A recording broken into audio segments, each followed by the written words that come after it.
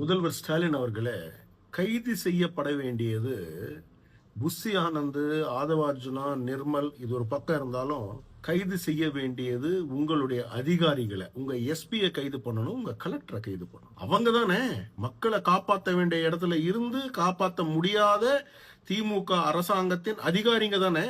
அவங்கள தானே கைது பண்ணணும். இன்னும் ஒரு படி போய் சொல்லணும்னா அந்த இருக்கக்கூடிய அமைச்சர் அவரையும் கைது பண்ணணும். அதை விட்டுட்டு என்ன இன்னைக்கு ஒரு வீடியோ ரிலீஸ் பண்ணிருக்கீங்களே சார், எனக்கு புரியலையே. சோசியல் மீடியால வதந்திகளை பரப்பாதீங்க. பரப்புறதே உங்க ஆட்கள் தானே.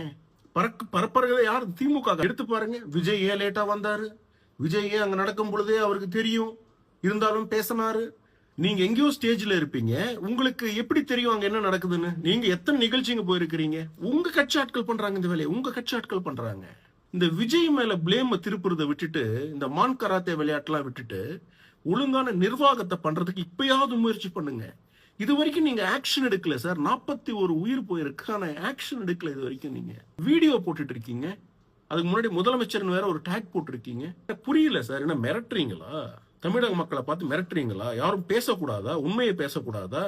நாங்க பாரதிய ஜனதா கட்சி, மத்தியில் ஆளக்கூடிய கட்சி, நாங்க பேசுவோம், உண்மையை பேசுவோம், உறக்க பேசுவோம்.